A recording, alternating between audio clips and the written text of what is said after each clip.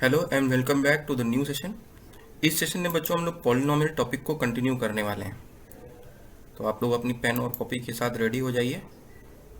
चलिए शुरू करते हैं। Next topic is remainder theorem. Remainder theorem बच्चों पॉलिनोमियल्स में रिमाइंडर फाइंड करने के लिए यूज की जाती है। पॉलिनोमियल्स में रिमाइंडर फाइंड करने के लिए यूज की जाती है। तो आइए देखते हैं रिमाइंडर थ्योरम के थ्रू रिमाइंडर कैसे फाइंड किया जा सकता है।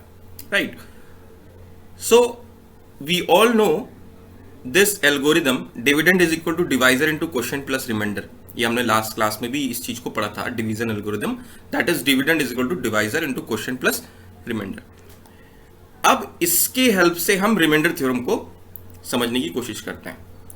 सो see, when we divide a polynomial fx by x minus a, a polynomial fx by x minus a, so ये fx क्या हो जाएगा बच्चों? fx will be your dividend and x minus a क्या हो जाएगा? x minus a is divisor, right? fx dividend हो जाएगा और x minus a क्या हो जाएगा? डिवाइजर हो जाएगा। सो आपने ऊपर जो एल्गोरिथम देखा, dividend is equal to divisor into quotient plus remainder, इसमें हम डिविडेंड और डिवाइजर का ये वैल्यू पुट कर देते हैं इस तरह से, fx is equal to x minus a into quotient plus remainder. ठीक है भाई, fx is equal to x minus a into quotient plus remainder. अब जब ये वैल्यू मैं पुट करता हूं तो एक एक्सपेरिमेंट करके देखते हैं कि इसमें इस इक्वेशन में हम x की प्लेस पे a पुट करते हैं, x की प्लेस पे a पुट करते हैं। कुछ इस तरह से हमें मिलेगा fa, बिकॉज fx था, x की प्लेस पे a आ गया, x माइनस a था तो a minus a into quotient plus remainder. अब आप इस पार्ट को देखो तो a minus a is zero, a minus a is zero, तो zero into quotient that is equal to zero, तो ये हो गया जीरो प्लस रिमाइंडर। तो fa का वैल्यू क्या हो गया? fa is equal to reminder, fa is equal to remainder. तो इस तरह से अगर हम x का वैल्यू पुट करते हैं तो हमें रिमाइंडर मिल जाता है। अब बात यह है कि x का वैल्यू क्या पुट करेंगे, तो x का वैल्यू ये a आया कैसे, ये भी बात होगी आपके माइंड में कि x का वैल्यू a कैसे आ गया।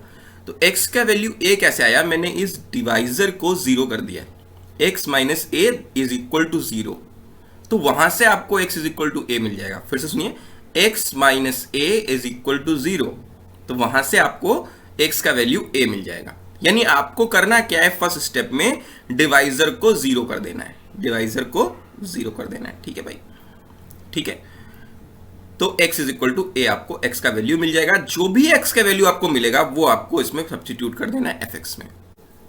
सो इस तरह से हम डिवाइजर का यूज करके x का वैल्यू फाइंड कर सकते हैं और उस x की वैल्यू को fx में पुट करके हम रिमाइंडर फाइंड कर सकते हैं।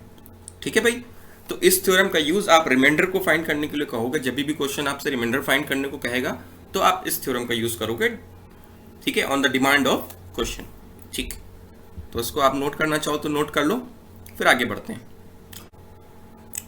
सो आगे मैंने आप लोगों के लिए एक एग्जाम्पल लिया है, use remainder theorem to find remainder when x to the power 24 minus x to the power 19 minus 2 is divided by x plus 1। सो बहुत ही सिंपल कर दिया आपके लिए, समझ लिया आपने कि रिमाइंडर थ्योरम कैसे अप्लाई करना है। तो सोल्यूशन देखते हैं। फर्स्ट ऑफ ऑल मैंने fx लेट कर लिया इस पॉलिनोमियल को, ये जो डिविडेंड था हमारा उसको मैंने fx लेट कर लिया और इक्वेशन 1 करके छोड़ दिया। अब हम नेक्स्ट वर्क क्या करते हैं बच्चों, डिवाइजर को जीरो करना होता है। तो डिवाइजर क्या था हमारा, x प्लस 1, तो उसको हमने जीरो कर दिया। x का हमें वैल्यू मिल गया दैट इज माइनस 1। अभी हमें क्या करना होगा, इस fx में माइनस 1 सब्स्टिट्यूट करना होगा, इस fx में माइनस 1 सब्स्टिट्यूट करना होगा। So substituting x is equal to minus 1 in equation number 1। Substitute करने पे मुझे मिलेगा f minus 1 minus 1 to the power 24 और ये वैल्यू मैंने यहां सब्स्टिट्यूट करी, minus 1 to the power 19 minus 2। So आप यहां पे देखो, ये जो माइनस 1 है इसका पावर जो है वो इवन नंबर है। ठीक है, इवन और तो केस पता है आपको, इवन नंबर है तो ये क्या हो जाएगा, पॉजिटिव हो जाएगा। और ये जो था इसका जो पावर था वो ऑड था तो ये निगेटिव ही रहेगा। इसको और सॉल्व करेंगे हमें तो 1 प्लस 1 हो जाएगा, माइनस माइनस प्लस और माइनस 2, तो यहाँ पे आ गया 2 minus 2 and that is equal to 0। तो इस तरह से इजीली हम यहाँ पे रिमाइंडर फाइंड कर सकते हैं। ठीक है, जीरो जो होगा वो यहाँ पे रिमाइंडर होगा। बहुत ही सिंपल सी चीज़ है, क्लास 9 में भी आपने पढ़ी थी। ठीक है, मैंने एक बार आपको रिवाइज करवा दिया, इसको समझ में आ गई ये बात। आगे देखें, चलिए अब आगे जो हम लोग पढ़ने वाले हैं वो कुछ स्पेशल क्वेश्चंस मैंने लिए हैं आपके लिए, वो भी आपके एग्जाम पॉइंट ऑफ व्यू से बहुत इंपॉर्टेंट क्वेश्चंस हैं, ठीक है। चलिए मैं आगे बढ़ता हूं। So the first question is, if alpha and beta are the zeros of the polynomial fx is equal to 6x square plus x minus 2, find the value of alpha upon beta plus beta upon alpha. ठीक है, अभी तक जो हमारे पास questions आ रहे थे उसमें हमें अल्फा प्लस बीटा या फिर अल्फा इंटू बीटा फाइंड करना पड़ रहा था। इस बार हमें जो फाइंड करना है that is alpha upon beta plus beta upon alpha. चलिए देखते हैं कैसे फाइंड करेंगे। तो फर्स्ट ऑफ ऑल तो हम कंपेयर करते हैं इक्वेशन कंपेयर किया हमने तो हमें ए बी एंड सी का वैल्यू मिल गया। ठीक है, अभी हम जो कर सकते हैं वो कर सकते हैं बच्चों, अल्फा प्लस बीटा फाइंड कर सकते हैं, अल्फा प्लस बीटा को फाइंड कर सकते हैं। तो हमने फॉर्मूला यूज किया alpha plus beta is equal to minus B upon A, value substitute करी और हमें मिल गया अल्फा प्लस बीटा का value that is minus 1/6। Next हम अल्फा इंटू बीटा भी फाइंड कर सकते हैं। ठीक है, alpha into beta product of zeros, तो प्रोडक्ट ऑफ जीरोस का फॉर्मूला होता है सी अपॉन ए, तो हमने उसमें ही वैल्यू सब्स्टिट्यूट करी और हमें मिल गया -1/3। ठीक है, तो इस तरह से मुझे अल्फा प्लस बीटा और अल्फा इंटू बीटा का वैल्यू मिल गया, बट मुझे इसको फाइंड करना है। ठीक है, मुझे किसको फाइंड करना है, alpha upon beta plus beta upon alpha. तो इसको फाइंड करने के लिए मैंने क्या किया, मैंने यहाँ पे एलसीएम ले लिया, यहाँ पे एलसीएम ले लिया मैंने। ठीक है, एलसीएम ले लिया, alpha square plus beta square upon alpha beta, alpha square plus beta square upon alpha beta. अब प्रॉब्लम ये है कि इस अल्फा बीटा का वैल्यू, ये तो प्रॉब्लम नहीं है, अल्फा बीटा का वैल्यू मेरे को पता है, प्रॉब्लम ये न्यूमरेटर है, alpha square plus beta square का वैल्यू नहीं पता मुझे। ठीक है, तो इसको कैसे सॉल्व करेंगे। सो आप देखो ये आइडेंटिटी आपने पता होगी, alpha plus beta whole square is equal to alpha square plus beta square plus 2 alpha beta. यहां पर मुझे दिख रहा है alpha square plus beta square, so इसकी हेल्प से alpha square plus beta square का वैल्यू हो गया alpha plus beta whole square minus 2 alpha beta. अब मुझे अल्फा प्लस बीटा का भी वैल्यू पता है और अल्फा इंटू बीटा का भी वैल्यू पता है, तो सब्स्टिट्यूट कर देते हैं इनको, तो कुछ इस तरह से। ठीक है, तो alpha square plus beta square का वैल्यू मिल जाएगा हमें कुछ इस तरह से 1/36 प्लस 2 ठीक है, इस तरह से कुछ। सो हमारा जो प्रॉब्लम था alpha square plus beta square, उसका वैल्यू हमें मिल चुका है। अब हम इसका वैल्यू भी फाइंड कर सकते हैं कुछ इस तरह से, वैल्यू सब्स्टिट्यूट कर दिया हमने, alpha square plus beta square का वैल्यू सब्स्टिट्यूट कर दिया एंड अल्फा बीटा का वैल्यू ऑलरेडी हमारे पास था, वो भी हमने सब्स्टिट्यूट कर दिया और हमें मिल गया -25/12। तो इस तरह के क्वेश्चन हम लोग कर सकते हैं। तो हमको ये ध्यान रखना है कि हमें अल्फा प्लस बीटा और अल्फा इंटू बीटा का यूज़ करना है। ठीक है, अल्फा प्लस बीटा और अल्फा इंटू बीटा का यूज़ करना है। ठीक, सो आप इसको देख लो और नोट कर लो। फिर हम लोग बढ़ते हैं नेक्स्ट क्वेश्चन की तरफ। नेक्स्ट क्वेश्चन है, if alpha and beta are the zeros of the polynomial this, form the polynomial whose zeros are this one by beta and one by alpha. तो इस बार क्या हुआ, हमें पॉलिनोमियल फाइंड करना है। ठीक है, तो यानी हमें सम ऑफ जीरोस चाहिए होगा और प्रोडक्ट ऑफ जीरोस चाहिए होगा, किसके, इसके, यानी 1/बीटा प्लस 1/अल्फा भी चाहिए होगा और 1/बीटा इंटू 1/अल्फा भी चाहिए होगा। तो पहले तो हमें ये दोनों वैल्यूज फाइंड करनी पड़ेंगी और हेल्प किसकी लेंगे, अल्फा बीटा की। कैसे लेंगे, अल्फा प्लस बीटा और अल्फा इंटू बीटा फाइंड करके। देखो कैसे, सबसे पहले तो कंपेयर किया हमने इक्वेशन कंपेयर किया तो हमें ए बी और सी का वैल्यू मिल गया। ठीक है, उसके बाद हमने अल्फा प्लस बीटा का वैल्यू फाइंड किया। ठीक, अल्फा इंटू बीटा का भी वैल्यू फाइंड किया, इतना तो हमें करना ही है। अब मुझे क्या चाहिए, 1/बीटा प्लस 1/अल्फा चाहिए। ठीक है, 1/बीटा प्लस 1/अल्फा चाहिए। क्यों ऐसा कर रहे हैं, क्योंकि इस बार मुझे पॉलिनोमियल फाइंड करना है, मुझे सम ऑफ जीरोस और प्रोडक्ट ऑफ जीरोस की नीड है। सो इसको अगर हम सॉल्व करें तो हमें मिलेगा beta plus alpha upon alpha beta, और ये दोनों ही वैल्यूज हमारे पास हैं, ये दोनों वैल्यूज हमारे पास हैं।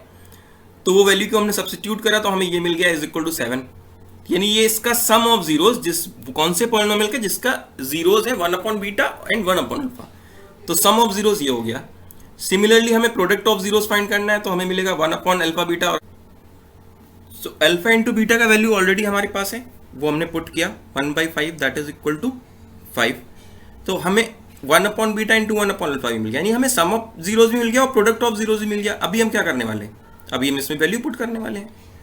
ठीक है, ये याद है ना आपको, x square minus sum of zeros into x plus product of zeros, इसमें हमने वैल्यूज पुट करी और हमें पॉलिनोमियल मिल गया। तो इस तरह का क्वेश्चन भी आपके एग्जाम में आ सकता है। ठीक है, इसको भी आप नोट करना चाहो तो नोट कर लो। और फिर हम एक लास्ट क्वेश्चन देखने वाले हैं आज, और वो क्वेश्चन है this, alpha and beta are the zeros of the polynomial F X this, find the value of 1 upon beta minus 1 upon alpha. ठीक है, इसके वैल्यू को फाइंड करने के लिए फिर से हमें अल्फा प्लस बीटा और अल्फा इंटू बीटा की नीड पड़ेगी। तो हमने कंपेयर किया इक्वेशन को और हमें मिल गया a is equal to 1, b is equal to 1 and c is equal to -2। Alpha plus beta का वैल्यू फाइंड किया, -1 अपॉन 1 किया तो हमको मिल गया यहाँ पे आपका वैल्यू हो गया -1 alpha plus beta, and alpha into beta हमने फाइंड किया तो वैल्यू हो गया -2।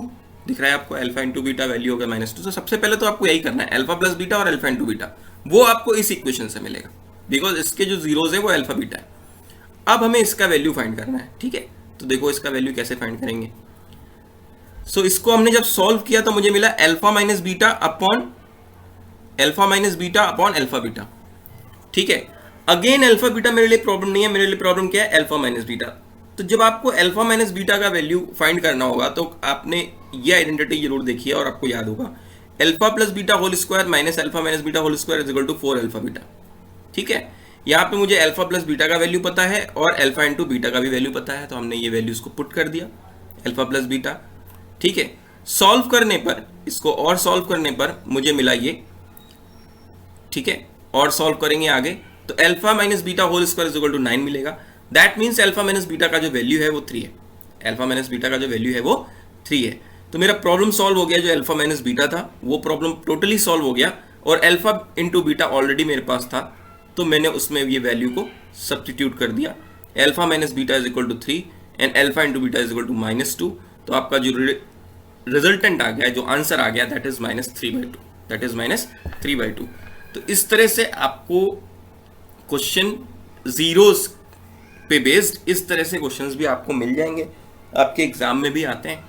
तो अपनी बुक से इन क्वेश्चंस को आप लोग को सॉल्व करना है, और इसको आप समझ लो मेथड, कोई भी जीरोस फाइंड करके इसको फाइंड करने की कोशिश नहीं करेगा, आपको ये मेथड अप्लाई करना है। ठीक है, जीरोस फाइंड करके इसको फाइंड करने की कोशिश नहीं करनी है कि आपने जीरोस फाइंड कर लिया और फिर 1 upon beta minus 1 upon alpha कर दिया। ठीक है, आपको यही करना है जो मैंने यहाँ पे आपको मेथड बताया है। ठीक है, इस टाइप के क्वेश्चन करने के लिए आपको alpha plus beta and alpha into beta की नीड पड़ेगी। ठीक, एक बार इन क्वेश्चंस को फिर से देख लीजिएगा और फिर अपनी बुक में जो क्वेश्चंस हैं उनको ट्राई करिएगा। For any query contact number आपके पास है, और नहीं है तो स्क्रीन पे भी आ रहा है, तो आप उसको मुझे सेंड कर सकते हो। सो ये पॉलिनोमियल का लास्ट लेक्चर था। आपको पॉलिनोमियल की प्रैक्टिस करनी है और जो भी क्वेरी हो मुझे सेंड करनी है। That is all for the day. Thank you.